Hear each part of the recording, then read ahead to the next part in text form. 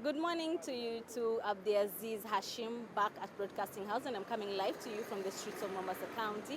And as you have well rightly put it, that we will be having the countrywide anti-government protests that are expected to begin from tomorrow, Wednesday to Friday.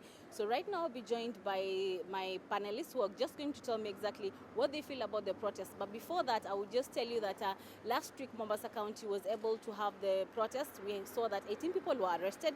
We saw the running battles between the police and the protesters as the police lobbed tear gas just to disperse the protesters.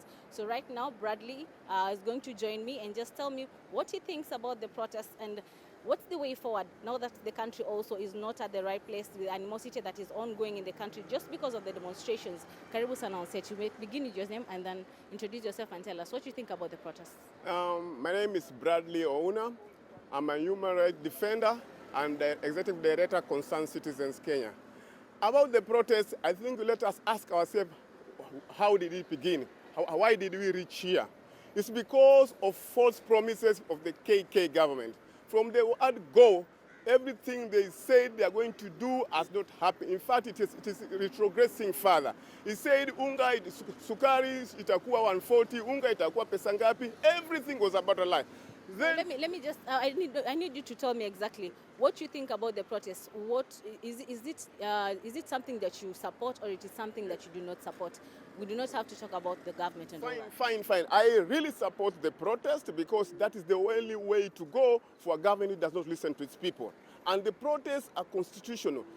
I know people are going to talk about violence and destruction. This violence and destruction could not have happened if the government could not have used force. They are using excessive force, so when they use excessive, people react to that excessive force.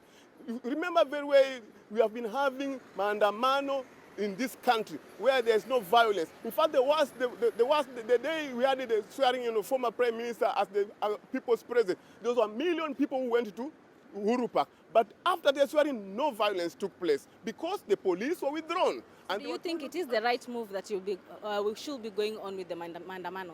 Exactly. Why am I saying so? They are not listening to us. And Mandamano is also a way of people taking back power. Because we gave them power, plus the elected people in the National Assembly and the Senate, but they did not do what we are asking them. So we are taking back power to ourselves because the Constitution talks of sovereignty belongs to the people. And we also talk of rights of demonstration as a way to send a message to an authority. So there's no problem. What they need is to give us security. Enough. Thank you. Maybe I could be joined by Nato, who's just going to also tell us his views about the Mandamano and what he thinks about it and the way forward. Do you think it is what we need in this country? Okay, my name is Michael Nato. I'm a civil rights practitioner and I'm also a resident in Mombasa. So my views about Mandamano, first I acknowledge that Mandamano is a constitutional right as stipulated in Article 37 of our Constitution, but the way Azimio is packaging it, it does not respond to the issues of the common mwananchi. Because look, it's just the other day, they called off Mandamano because of that bipartisan talk. But the issues of mwananchi were still there. The unga was still the same price, you see. So they are up to something else. So what I'm advising people of Mombasa, let us articulate issues that concerns us. Let us engage in struggles that concerns us. If it's about unga, then you can do it yourself. It doesn't have to be led by a politician. So the way forward, what do you think? Should we just continue with the Mandamano for the 3 days, or what should the country do to be able to ensure that the life of the Kenyan is at least at ease? I advise people of Mombasa just to stay away from this Mandamano because its main objective is unknown. It's only known to themselves because they tell you about the server. When you ask Mwananchi, he doesn't know about the server. And the server were opened under the instructions of the Supreme Court. Let me finish. They were opened under the instructions of the Supreme Court. Now, and they tell you something like the Finance Bill. The Finance Act has been suspended. Why don't they also suspend the Mandamano pending ruling of the court? So there's something sinister.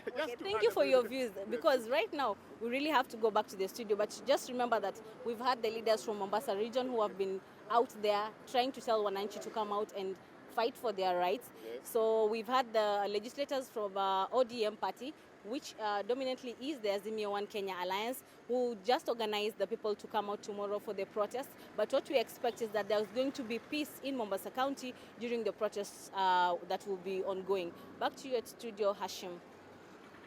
Thank you, Bradley. Najua you want to tell people, na sisi ni marafiki.